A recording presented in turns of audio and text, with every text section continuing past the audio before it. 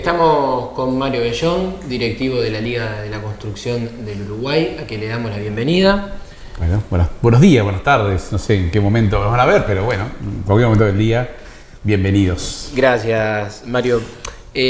Para conversar un poco acerca de la historia primero, te pregunto cómo fue generándose el proceso histórico que culminó en septiembre de 1919 con la concreción de la Liga de la Construcción.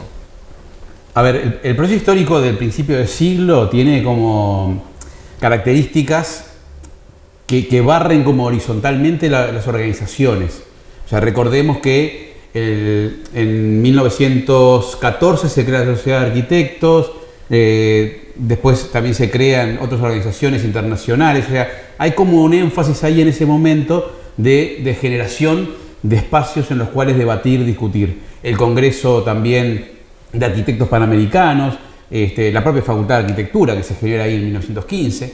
Digamos, hay como un revulsivo propio de la época, ¿no? También, digamos, de principio del siglo, con el vallismo, en fin. Hay como una situación que lleva a la necesidad de organizar. Es como un tono, digamos, que el Uruguay va teniendo, y la construcción también, digamos, entra en esa lógica y se crea en 1919 esta Liga de la Construcción que incluía, digamos, empresas constructoras y todos aquellos oficios que tenían que ver con la construcción. Y bueno, y de ahí, digamos, en 103 años estamos parados hoy en esta contemporaneidad, digamos, de la Liga. Justamente, ¿qué organizaciones aportan su esfuerzo o aportaron su esfuerzo en el puntapié inicial de la Liga, y si esos sectores son los que la siguen conformando en la actualidad? A ver, la construcción ha cambiado también sus gremiales, y entonces, obviamente, digamos, teníamos pequeños constructores. O sea, ubiquémonos temporalmente en principio del siglo, donde las tecnologías o donde el trabajo era artesanal, era más manual, teníamos otras circunstancias, y por tanto, digamos, es impensable que tuviéramos empresas como tenemos hoy, digamos, de tecnología aplicada, en fin. Pero igual, más o menos, digamos, tenía que ver con la conformación de ese espacio de los actores principales que tenían que ver con la materialización, digamos, con la construcción en sí. Entonces, esas fueron las empresas constructoras, algunas empresas también de servicios colaterales, digamos, que trabajaban para la industria de la construcción y fueron conformando ese núcleo. Obviamente, a través del tiempo se fueron cambiando situaciones por razones políticas gremiales, por razones de separación de algunos sectores, de incorporación de otros. Y bueno, básicamente llegamos a lo que tenemos hoy, que es una organización básicamente de subcontratos. Aquellas empresas que son complementarias en la tarea de obra y que, bueno, en este momento también donde la construcción tiene como un gerenciamiento de alguna manera específico y como naturalizado que ingresen a la obra. O sea, se ha perdido. Antes las empresas constructoras conformaban un universo casi completo del trabajo, ¿no? Tenían personal que resolvía prácticamente todos los elementos integrantes de la obra. Hoy en día eso no ocurre, hay un gerenciamiento, hay una entrada de terceros a la obra, hay una gestión de tiempos y bueno, con otras empresas, y esas empresas son las que forman parte digamos, del cuerpo de la Liga de la Construcción del Uruguay, ¿no? O sea, yeseros, ascensores, ventanas, en fin, digamos, pintores, sanitarios, eléctricos, o sea, todo un universo de subcontratos que ingresan a la obra en algún momento determinado y que actúan ahí coordinadamente con el resto. Bien. ¿Cuál era el objetivo que mancomunó en aquel 1919 a los actores que conformaron la Liga, y si son los que siguen vigentes hasta el día de hoy? Bueno, es interesante, por lo que uno ha leído en realidad, y tiene que ver como lo que decía, con la situación que se vivía en el Uruguay a principios del siglo XX, donde había, digamos, un carácter de discusión y de elaboración y de juntarse a ver cómo mejorar las cosas. Me parece que por ahí el espíritu era ese, y ese espíritu se mantiene. O sea, se mantiene esencialmente lo que sería, digamos, la idea de lo que es un gremio, ¿no? Lo que es cuando personas que tienen un trabajo que está vinculado, que tienen un norte, se juntan para ver cómo mejorar, que eso es lo que hacemos, digamos, actualmente en la directiva, digamos, poner arriba de la mesa problemáticas que tiene la industria, tratar de buscar caminos de soluciones, obviamente ir analizando normativas, ir viendo, y bueno, el espíritu es ese, justamente tratar de colaborar en una mejor industria, en que el resultado sea mejor. Obviamente acá hay empresas, esto es un gremio de empresas privadas, por tanto, digamos, son empresas que tienen lucro y que por tanto también, digamos, hay de alguna manera aspectos que tienen que ver con la gestión empresarial, con los beneficios, con las cosas que se pueden buscar a nivel de normas o del Estado, que también son pasibles de ser, digamos, discutidas y proyectadas, digamos, para mejorar la industria. Claro, 103 años no es poco tiempo. No. ¿Con cuántas instituciones y con cuáles se han vinculado a lo largo de esta historia? Bueno, la historia es como, digo, como decíamos, ha ido subiendo y bajando. En general no ha habido mucho movimiento en cuanto al desarme, digamos. Hoy tenemos una Cámara de la Construcción del Uruguay que sale también como del cerno de este agrupamiento de la Liga de principios del siglo XX, porque también se van generando en el camino como intereses distintos, porque digamos el objeto de trabajo o la magnitud del trabajo empiezan a ser distintas. Entonces, en este transcurso de estos 100 años hemos tenido hitos como, por ejemplo, bueno, la creación de la Cámara de la Construcción, con una impronta más de trabajo a nivel público, y más en el tiempo, más cercano en el tiempo, también producto también de desprendimientos o de especificaciones, desprendimientos que tienen que ver con digamos, con orientaciones en cuanto a lo económico o en cuanto a lo que se trabaja, que también es la Asociación de Promotores Privados de la Construcción del Uruguay, ¿no? Donde el que trabaja es el promotor privado. Entonces empieza a jugar como tres espacios importantes, grandes, gremiales, y tenemos uno cuarto, que es el CICE, que trabaja en Punta del Este, y hoy tenemos 4 gremiales de la construcción, que es la Liga de la Construcción, la Cámara, APCU y CICE. La característica que tenemos hoy, digamos, después de haber recorrido todo este trayecto, es que se trabaja conjuntamente entre las 4 cámaras en los grandes temas. O sea, hay una vinculación permanente, y cuando digo permanente digo orgánica, permanente, de reunión de los presidentes de estas cámaras. El Día de la Construcción se hace en conjunto con todas las cámaras. Entonces hay un trabajo, también en el tema del Consejo de Salarios, en el tema de los fondos, ahí se trabaja en muchas áreas en conjunción. Después cada uno, obviamente, tiene en su interior la necesidad y la posibilidad de establecer discusiones que tienen que ver con su escala, con sus temas, y la Liga también tiene su perfil, digamos, de trabajo, que se está evidenciando obviamente ahora, ¿no? en estos temas. Bien. Yendo prácticamente al trabajo, digamos, ¿cuáles son las tareas que realiza la Liga de la Construcción? A ver, la Liga de la Construcción es por ley la que participa de los consejos de salarios, ¿no? Desde el inicio está participando de los consejos de salarios, es quien tiene la firma por la patronal, ¿no? En conjunto con los demás, pero la ley indica que es la Liga. Las demás patronales también obviamente participan y firman los convenios. Esa es una parte muy importante, digamos. El tema del convenio salarial es como el corazón, digamos, del latir de la industria. Es una industria que es compleja, todos los actores lo saben, lo reconocen, es de compleja resolución a la hora de discutir, se discute áspero, realmente se discute áspero, pero tiene también el beneficio de que se llegan a acuerdos, porque hay un sentimiento, digamos, o hay una responsabilidad de parte de cada uno de los gremios, y acá incluyo también al ZUNCA, que tienen, digamos, esa responsabilidad histórica de llegar al acuerdo.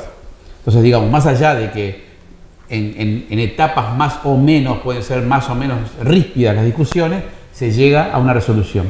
Y eso ha sido, digamos, característico de la industria, y lo que ha hecho también es que sea una industria que sirve de ejemplo también para el resto del trabajo del Consejo de Salarios.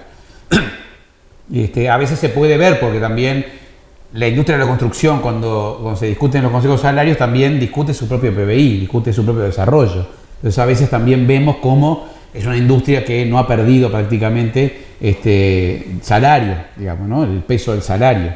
Entonces también eso es una ventaja organizativa también para todos los actores. Bueno, algunos lo verán de una manera, otros de otra, obviamente, ¿no?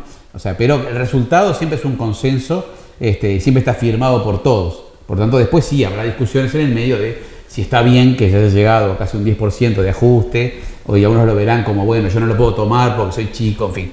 Discusiones que también tenemos a la interna de la Liga de la Construcción, obviamente, porque son empresas chicas y medianas. Pero bueno, básicamente el trabajo en los consejos de la OBC se trabaja mucho en los fondos sociales, ¿no? Digo, fondos de vivienda, el fondo social, el FOCAP, el fondo de capacitación, y ahí se trabaja en conjunto con el resto. Pero además la Liga tiene como un respaldo hacia el socio en cuanto al tema normativo, el tema de liquidación de salarios.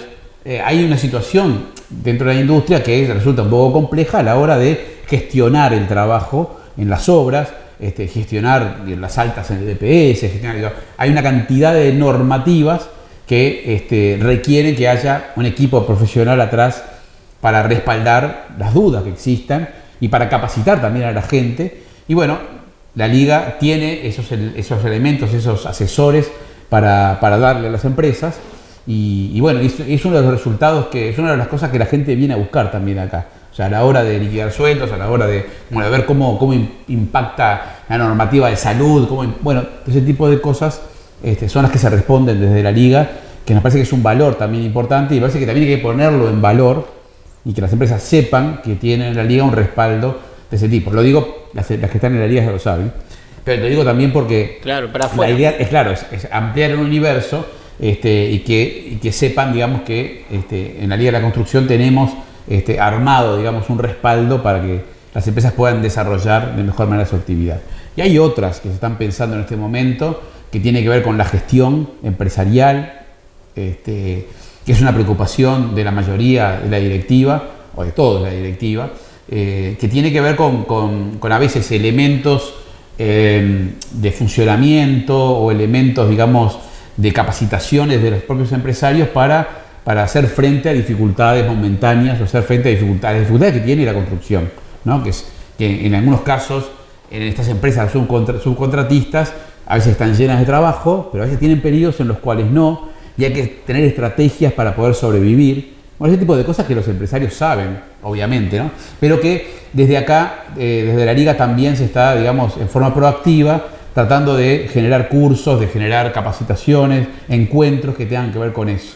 Y también con otra pata interesante que tiene que ver con lo que el Estado hace hacia las empresas, con el respaldo que el Estado, que las políticas estatales tienen hacia las empresas, que en Uruguay es muy importante, digamos. Hay muchos beneficios a nivel fiscal para el trabajo, para facilitar el trabajo a las empresas. Existen, digamos, mecanismos por los cuales las empresas pueden cambiar, por ejemplo, su matriz energética o incorporar personal, y eso hace presentando proyectos o incluir un vehículo eléctrico. O sea, hay algunas cosas que hacen que se puedan presentar proyectos con devolución de impuestos. Entonces hay una cantidad de beneficios. Y eso también, de alguna manera, la Liga está preocupada por, informar a las empresas de que existen esas posibilidades, que son muchas en Uruguay. Para el empresariado, por suerte, hay como una cantidad de ventanas abiertas para poder recibir, digamos, apoyo a nivel estatal. Y brindarle como un asesoramiento en todo caso. Claro, exactamente. Sí, tenemos una línea de asesores de primer nivel que están disponibles para los socios. A veces también hay no socios que recurren porque, también, digamos, necesitan esa opinión, digamos. Y claro, acá lo que pasa es que hay mucha experiencia acumulada y esa experiencia acumulada sirve como respaldo para las empresas. Entonces ahí me parece que es un punto fuerte, a veces no tan divulgado, y quizás esos son también algunos puntos que estamos discutiendo ahora en la interna de cómo hacemos para que se refleje el importante trabajo que se hace de la Liga, se refleje hacia el exterior. Entonces, ahí nos movemos entre también la lógica de ser como una cámara o un gremio relativamente chico, por más que tenemos mucha historia, chico en su composición empresarial también, o sea, en cuanto a las empresas que lo componen, en el peso económico, digamos, en el conjunto de la construcción, pero digamos ahí estamos justamente peleando con ideas innovadoras, y ahí estamos como hemos venido haciendo hace 20 años con el tema de la Feria de la Construcción, o sea, elementos que ponen a la Liga en un espacio, en un lugar, en el estante, digamos, en el cual la visibilidad es mayor. Claro, voy a enrabar dos conceptos de los que dijiste. Primero, que por ley es la Liga la que participa en los consejos de salarios, y ahora vos decías lo del gremio chico. Pero, por ejemplo, la Liga ha participado y ha colaborado a lo largo de su historia en la redacción de varias leyes que están vinculadas a la industria de la construcción. Contanos, por ejemplo, alguna de ellas. Bueno, a ver, la Liga tuvo, por ejemplo, hay un periodo muy interesante que tiene que ver con la ley de vivienda, en el cual, digamos, en la Liga hubo un espacio de discusión y justamente, iba a decir, ahora justamente estamos reeditando la revista Hábitat, ya salió ayer la revista Hábitat número 59, que tiene un continuo histórico con la que había, y esa revista Hábitat de los años 60 para adelante tuvo un peso importantísimo en la discusión del tema de la ley de vivienda, por ejemplo. Entonces ahí, digamos, hubo mucha opinión, hubo mucho espacio de discusión, en todo el país lo había, obvio, o sea, es bueno decirlo porque fueron unas leyes, digamos, y la década del 60 fue una década realmente revolucionaria a todo nivel, digo, la posguerra, digo, y todo lo que ocurría en América Latina y todo lo que ocurría en Uruguay, marcaba un momento muy, muy efervescente, digamos. Y el tema de la vivienda era un tema de preocupación, como lo sigue siendo. Pero en aquella época no existía ni MEVIR, ni existían leyes de vivienda, existían otras cosas. El sistema cooperativo no estaba regulado tampoco. El sistema cooperativo no estaba regulado, recién se estaban haciendo las primeras cooperativas, sí. El impulso también de Gallinal con el tema de MEVIR, o sea, a ver, esa impronta de querer mejorar la vida también en los que trabajaban en el campo, en fin, había como una efervescencia propia de un momento también, digamos, de una discusión filosófica también que estaba vinculada con esas cosas, lo que se leía en esa época, o sea, estos actores que estaban trabajando en el tema de las leyes, o sea, qué es lo que estaban leyendo, cuáles eran sus referencias, y bueno, había también un ámbito, bueno, de impronta católica muy fuerte, pero bueno, todo lo que caracterizaba también a estos sectores en ese momento. Y me parece que esa fue una discusión muy interesante que la Liga estuvo participando, no como un actor, digamos, en cuanto a la legislación, porque eso vino por otro lado, pero sí en la discusión, ¿no? La discusión de la necesidad de legislar al respecto. Y bueno, y era como un clamor de la sociedad, y por suerte, terminando esa década del 60, se logró conformar en un momento muy agitado del Uruguay, ¿no? O sea, sí. La gente que tiene más edad sabe lo que sucedía a los fines de los 60, a los principios de los 70 en Uruguay, y bueno, en ese marco se fue dando esas leyes, y bueno, y se colaboró obviamente en la discusión y en la necesidad. También lo mismo, ahí aparece como esa mirada sobre lo necesario a nivel general, que me parece que también los gremios han compartido en general esa política, y bueno, y han colaborado también en empujar que se concretaran esas temáticas. Claro. No todas son buenas, también hay de las negativas. Preguntando un poco por las crisis que le ha tocado atravesar a la Liga en estos años. A ver, hay crisis de todo tipo. Lo que pasa es que yo creo que la mirada histórica debería ser un poco compasiva con algunos momentos críticos.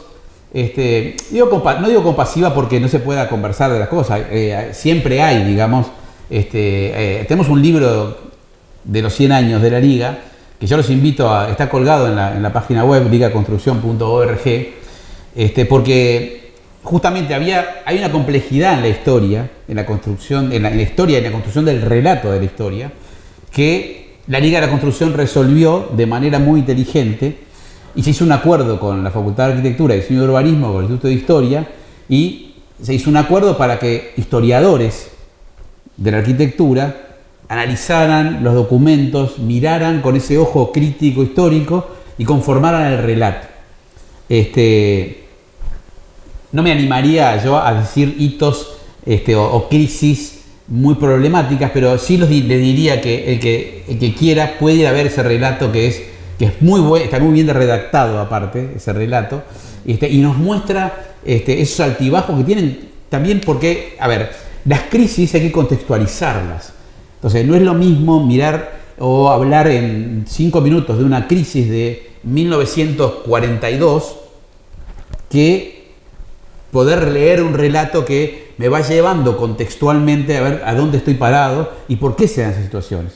Entonces, por eso hay que ser como fiel a una mirada histórica y a esa mirada que tiene contexto. Entonces, prefiero en ese caso, digo, omitir opinar sobre algunas crisis, pero sí los invito a que puedan leer el libro, porque en el libro está todo. Incluso sí, cosas jorobadas de posturas o de cosas están ahí puestas. Repetinos por favor dónde lo pueden... En la web www.ligaconstrucción.org. Ahí están las publicaciones, está el libro de los 100 años, y bueno, ahí lo pueden, o buscan el libro de los 100 años de la Liga de la Construcción. Perfecto. Lo encuentran y lo leen, porque es un trabajo de altísima calidad profesional. Sí, lo conozco. Y bueno, y me parece que vale la pena leerlo. Al principio también hablabas un poco de que cuando se creó la Liga sobre 1919, el trabajo era un poco más artesanal, más pensado y desarrollado hasta, digamos, más con las manos que con la maquinaria. Uh-huh. ¿Cómo ha sido el avance de la tecnología en la construcción en estos 103 años? Lento. O sea, la industria, si uno mira un panorama de la industria, puede darse cuenta que hay otras industrias que avanzan en forma geométrica y la construcción avanza en forma aritmética. O sea, que tiene un nivel distinto, más tranquilo. Quizá tenga que ver también con la materialidad y tenga que ver con algunos conceptos básicos de la construcción, del mampuesto, del bloque, del ladrillo, de forma de construir, que se han venido dando y se han venido manteniendo también, y que ha hecho a veces que nos ha pasado, digamos, que sistemas constructivos no tradicionales cuesten un poco y haya discusión sobre la integración de esos sistemas. Porque hay un tema también, hay otra cosa que tiene que ver con, digamos, algunos valores que se le pone al hecho de la construcción, ¿no? Cuando uno piensa que la construcción del hábitat no es solamente la construcción del espacio arquitectónico o de la materialización de la arquitectura, sino que tiene otro significado, que es la construcción de la comunidad, que es la construcción del espacio de vinculación de las personas, y que eso, digamos, tiene que tener lo otro incluido. Ahí hay una discusión que es ideológica, que es política, pero que se incluye también a la hora de decir, no, vamos a automatizar sistemas. Te pongo un ejemplo. Hay algunas personas que ven con mejores ojos que yo haga una canchada en la cooperativa o en la obra a mano hacia el hormigón, y otros que ven que es mejor que venga el camión con el hormigón ya premezclado, con lo, digamos, ya técnicamente más elaborado, sí. Y el resultado es el mismo. O sea, el resultado final quizás sea el mismo, puede variar, pero quizás sea el mismo. Ahora, estas dos cosas son diferentes, son distintas. Una acá implica la mano de la persona, incluso hasta para acabar una zanja o para hacer una platea. O sea, hay gente que prefiere que sea una persona a pico que lo haga, porque eso le va a generar como una integración al hecho constructivo. Y otros piensan que no, que en realidad, o sea, cada uno tenemos nuestra labor. Yo tengo mi labor, tengo que hacer mi casa, pero prefiero que lo haga alguien que sepa, o prefiero contar con estos elementos tecnológicos e incorporarlos. Es una discusión que se sigue dando, se daba en los 60 también, en los 70, con cierta parte de industrialización que se dio en las cooperativas, en los grandes conjuntos cooperativos, donde había sectores donde se industrializaba un poco más, o sea, se montaban fábricas en esos lugares para generar pórticos, cosas prearmadas y poder facilitar el trabajo, y otros que no, otros que se trabajaba con el ladrillo, el bloque, o sea, se trabajaba de esa manera como más artesanal. Esa discusión ha seguido hasta hoy, no está dirimida. Hoy que tenemos sistemas constructivos no tradicionales, también existe esa discusión en la cual, digamos, la mano de las personas, ese tipo de cosas. No está saldada ni se saldará seguramente, pero bueno, es volviendo. La integración ha sido lenta, quizás por este tipo de discusiones, Pero bueno, ahora estamos como entrando en un, digamos, subiendo escalones rápidamente, y bueno, eso nos parece también que advierte situaciones que tenemos que ir mirando con mayor detenimiento, y eso me parece que es importante. Bien. Mario, te cambio de tema porque recientemente presentaron, en el marco de los 103 años de la Liga, el campo de experimentación de materiales y tecnologías de la industria. Preguntarte un poco de qué trata bien este proyecto, y si fue que dije bien el nombre, porque es tan largo que a veces me equivoco. De la construcción. De la construcción, perdón. Finalizaba campo de experimentación de materiales y tecnologías de la construcción. Para la construcción o de la construcción. Ese es el digamos, el gran título, el paraguas de esta idea.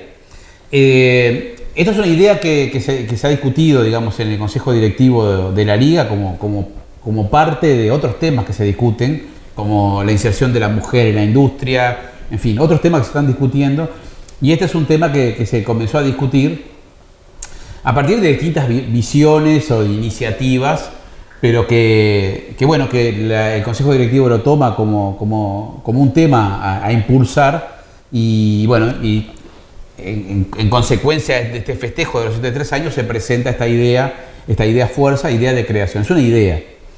Y esta idea tiene, digamos, como la finalidad de generar un espacio físico en el cual podamos probar los sistemas constructivos, podamos medir, podamos registrar los procesos constructivos, porque el Uruguay tiene un problema que lo ha tenido hace mucho tiempo, no es un problema novedoso, es un problema que tenemos.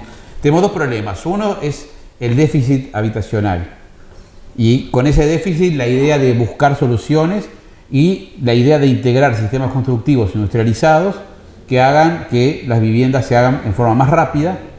Lo de económica habría que verlo porque las prestaciones tienen que ser muy buenas, por lo tanto lo de económica lo dejaría en un costado, pero sí más rápida. El caso de la madera, por ejemplo. El caso de la madera, el caso del steel framing, y hay otra cantidad de sistemas que van integrando materiales, que son mix de materiales, y que se van presentando como opción. Digo esto porque las viviendas de interés social tienen como parte, digamos, de la exigencia que los sistemas no tradicionales estén aprobados por el Ministerio. O sea, no es que yo voy a hacer una cooperativa hago en lo que me parece a mí, no. Tienen que ser sistemas aprobados por el Ministerio. Y los sistemas de aprobación han ido cambiando. Había un sistema de aprobación que pasaba por la Facultad de Arquitectura, Diseño y Urbanismo, que se llamó DAT, Documento de Aptitud Técnica, y a partir del 2020 se genera una nueva forma, digamos, de certificación, que es un certificado de integración al registro. Un registro de sistemas constructivos con un certificado que básicamente la diferencia que tiene es que este CIR es por declaración jurada, o sea que el Ministerio tiene una serie de exigencias que tiene que cumplirse a nivel estructural y a nivel de aislación térmica, acústica, y bueno, estos documentos lo que hacen es, bueno, un profesional dice, mi sistema se compone de estas partes, y yo firmo acá, declaro bajo juramento que cumple con las exigencias del Ministerio. Claro.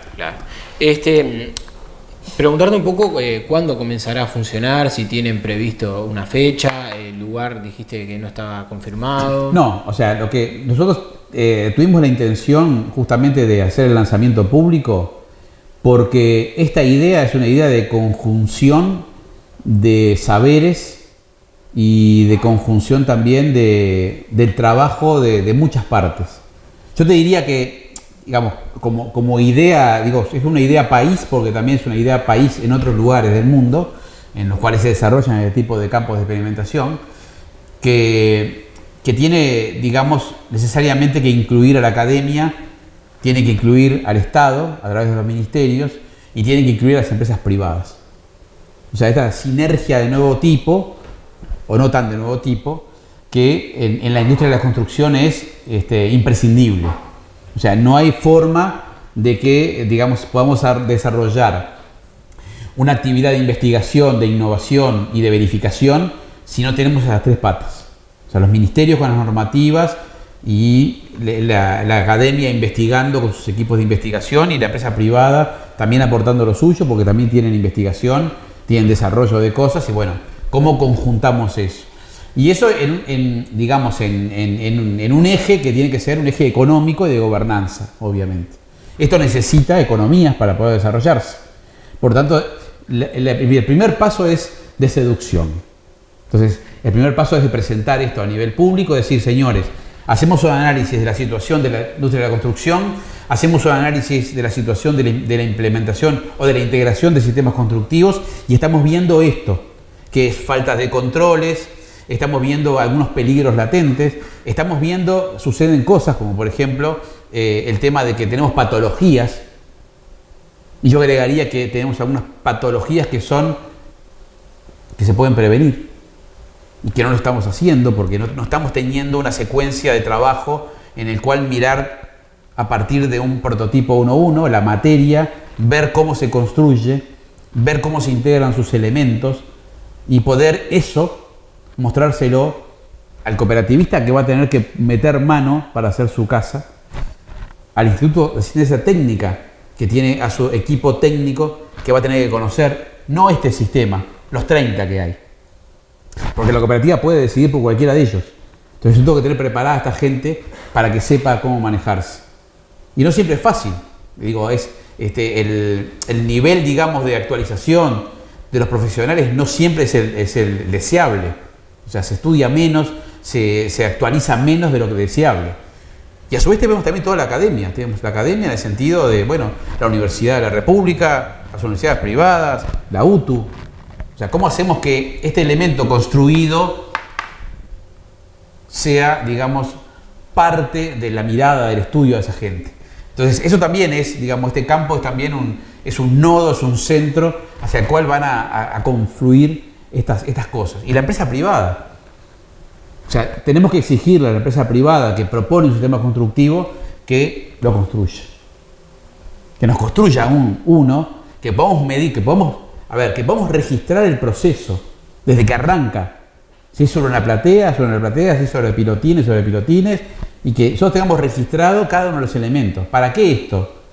Primero para decir, bueno, esto es el proceso constructivo de este sistema, estos son los elementos que llevan, es este elemento, no es otro parecido, es este elemento. Y a su vez que eso sirva, digamos, para tener ese registro, para poder capacitar a la gente. Y también para asegurarle a esa empresa que cuando eso llega a la obra, después del papeleo, del préstamo, llega a la obra, la gente sabe cómo tiene que hacer. Y no le pongan cualquier cosa. Porque cuando uno pone cualquier cosa, y cuando un sistema X sufre patologías importantes, como hemos tenido casos de sistemas constructivos con patologías importantes, de destrucción, digamos, propiamente del sistema, obviamente eso va en contra, no solamente de este sistema, va en contra de esa idea genérica de que esto no sirve para nada. Entonces, cuando de alguna manera se está impulsando la integración de sistemas constructivos no tradicionales, la industrialización en plantas, cuando ponemos un ejemplo, siempre se sabe que lo que está mal es lo que más se ve, y hemos tenido muchísimos casos en los cuales se muestra lo que no funciona. Y a veces eso, digamos, hace un panorama genérico. Esto no funciona, volvamos al ladrillo, que eso sabemos que funciona. Tampoco funciona tan bien en todos los casos, porque también tenemos patologías, tenemos humedades, que las termina pagando el Ministerio de Salud Pública. Pero bueno, pero en esto, digamos, estamos jugando como con otro nivel. Entonces hay que cuidar justamente la integración y se cuida solamente sabiendo, se cuida investigando, se cuida innovando, se cuida de esa manera. ¿Cómo es el proceso, Mario, para incorporar materiales y tecnología a la construcción? Bueno, a ver, el proceso es muy dinámico porque las propias empresas, proveedoras de la industria, los propios estudios de arquitectura, las propias empresas constructoras, van incorporando naturalmente materiales. O sea, la industria es muy dinámica y los actores participan tanto de ferias nacionales como internacionales. Las empresas proveedoras, digamos, tienen sistemas de llegada con sus productos. Mañana traigo una membrana nueva con una pintura para aislación. Y bueno, voy a preocuparme de que los arquitectos lo sepan, que las empresas constructoras lo conozcan. Tengo, no sé, cualquier producto que vaya a ingresar a Uruguay tiene canales para llegar. Son mucha cantidad. O sea, hay una integración y hay, digamos, canales que funcionan para que la gente sepa. El tema no es el material en sí, sino que el tema es el sistema. O sea, en la construcción funciona como un sistema. Claro.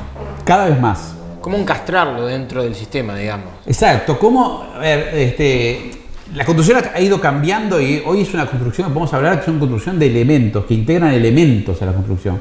Cuando decimos que tenemos, por ejemplo, subcontratos, yo puedo llevar para una obra cualquiera, si trabajo con sistemas industrializados, puedo llevar un muro, una pared, digamos, ya pronta, con la ventana colocada, y simplemente ir y montarla. Entonces, por eso digo que ahora la construcción también está funcionando como integración de elementos, de componentes, y entonces, claro, digo, ese cambio tiene que ver con que se trabaja sobre sistemas, que a veces sistemas que van incorporando, hablemos de obra común y corriente, los edificios en altura que vemos en cualquier lugar de la ciudad. O sea, ¿qué es lo que tenemos? ¿Qué es lo que teníamos antes? Un edificio de hormigón armado, cerramientos de ticholo, de ladrillo, revoque, afuera. ¿Y cómo se evaluarán estos materiales y esta tecnología y estos sistemas en este campo experimental? Bueno, te digo antes otra cosa de lo anterior. Dale. Hoy, estas construcciones sobre base de hormigón armado han integrado otro tipo de materiales, que son mampuestos también, pero son mampuestos livianos, como por ejemplo hormigón celular. O directamente drywall, la separación interna, ya no se hace con ticholo, se hace con yeso, con estructura liviana y yeso. Y incluso las fachadas también se hacen fachadas ventiladas o se hacen fachadas con steel framing. Entonces hay una integración de subsistemas que tienen una característica interesantísima. Si yo voy a hacer un edificio en altura de hormigón armado y lo voy a componer después con ladrillos o con ticholos o con bloques, yo tengo un peso que tengo que soportar en la estructura. Si yo cambio eso y cambio un elemento que pesa 2 kilos por uno que pesa 300 gramos, obviamente la estructura va a tener que soportar mucho menos peso. Por lo tanto, también ahí empieza a funcionar como que esa incorporación de elementos de subsistemas me genera un nuevo sistema. Eso es muy interesante, digo, se está dando también, porque a la hora de calcular la estructura, tengo en cuenta que tengo cantidad de toneladas menos de peso que soportar. Por lo tanto, puedo hacer una estructura que tenga, digamos, que esa característica más económica, digamos. ¿Cómo se integra en el campo? Bueno, va a ser con prototipos, uno a uno, con la construcción material del elemento. Esa es la idea. ¿Por dónde se irá a comenzar? Bueno, yo creo que podemos comenzar por los sistemas constructivos que tienen la certificación para las viviendas de interés social. Podría ser un buen inicio ahí de poder refrendar esos sistemas o probarlos o hacer ese registro, porque ese problema lo tenemos ahora vigente. O sea, no es que hace 5 años había 30 sistemas constructivos, ahora, es este año. Entonces tenemos ahora el problema y las próximas cooperativas que se estén conformando van a tener el problema ahí, en este momento. Por lo tanto, esa es la idea, es la construcción en el lugar de prototipos y después también pueden ser de materiales. Dábamos el ejemplo de hormigón permeable, o sea, un ejemplo de un material que podría estar en exposición permanente, pues un material muy interesante para mitigar el tema de la lluvia y de recoger el agua.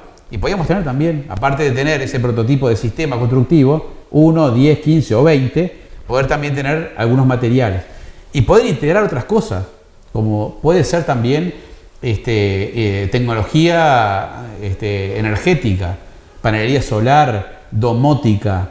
O sea, hay un universo de cosas, de innovaciones, que lo que necesitamos es un espacio de confluencia, es un espacio hacia el cual ir. Si vos sos un joven inquieto, o sea, como son los jóvenes inquietos, por ejemplo, que tenemos en la Facultad de Arquitectura o en ingeniería, vas a ingeniería de muestra y ves 150 propuestas distintas de robótica, de trabajo con materiales, de desarrollo de todo tipo. Entonces, necesitamos un espacio también donde esos jóvenes, esas startups, puedan tener un lugar para innovar y puedan tener en esa propuesta también la sinergia con empresas grandes, que puedan ver un beneficio en integrar lo que vos estás desarrollando como innovación o como tecnología. Eso ya ocurre en otros países. y nos parece una cosa novedosa para este. Y hay otro punto que creo que es de proyección futura, pero que ya está hoy instalado, que es lo de la construcción 4.0, que tiene que ver con una integración de tecnología de datos, de información. O sea, cada vez más hay una tecnología metida en la construcción. En el mundo, si vemos las obras de Zaha Hadid, por ejemplo, vemos envolventes que son una maravilla, fantástico, pero eso atrás de eso tiene software especializado para poder desarrollarlo. Vemos también construcción paramétrica, que quiere decir que podemos generar una cantidad de elementos que generen una cubierta, pero que esos elementos están calculados y la máquina me tira cuántos tengo que hacer, de qué medida. Y voy y los corto en un sistema láser o de router y armo eso. Entonces hoy la construcción también tiene esos elementos y en Uruguay están presentes. Acá tenemos una empresa que trabajó en las fachadas de un proyecto de Zaha Hadid en Argentina. Entonces también vinculando cementos con fibras de vidrio, generando fachadas ultra finas, generando también productos que reaccionan químicamente con la iluminación, cambian de color. O sea, el mundo se está desarrollando. Evoluciona muchísimo. Y acá esos elementos tienen que integrarse. Y lo que está hoy arriba de la mesa es justamente la integración de esa cantidad de sistemas de datos. Hay uno que es el BIM, que es, digamos, es una plataforma, digamos, de trabajo digital para hacer en 3D. Yo quiero hacer este vaso lo construyo en esa plataforma digital y entonces puedo mirarlo desde donde yo quiera y puedo saber qué elementos tiene, o sea, qué distancia tiene esto, qué elementos lo componen. Y toda esa data puedo hacer que se integre en otras cantidades de cosas. En la obra de construcción, imaginemos, eso se llama gemelo digital. Imaginemos una obra cualquiera en la cual tenemos que integrar la eléctrica, la sanitaria, el cable, o sea, toda una cantidad de servicios y tienen que pasar por algún lado. Entonces no es lo mismo que yo haga un gemelo digital, lo tenga en una plataforma virtual y pueda ir interactuando cada uno de los actores, interviniendo con su especificidad. Desarrollo mi proyecto de sanitaria y sé por dónde tengo que ir, porque el propio programa, la propia plataforma no me permite pasar. No puedo pasar el lápiz por acá. Claro. O sea, no, pasará por acá, no pasará. Entonces, eso también tiene como... obviamente que en los planos también se hacía, pero acá tiene una facilidad que también después se proyecta a la hora de construir y a la hora de controlar. Entonces tiene toda una novedad en ese sentido, que me parece que eso sí hay que hacer énfasis. Y ese es un problema que también tenemos dentro de la Liga de la Construcción. Porque, ¿qué pasa? Nuestros socios son subcontratos, nuestro universo de trabajo son subcontratos, digámoslo así, y los subcontratos tienen que empezar a integrar esas tecnologías.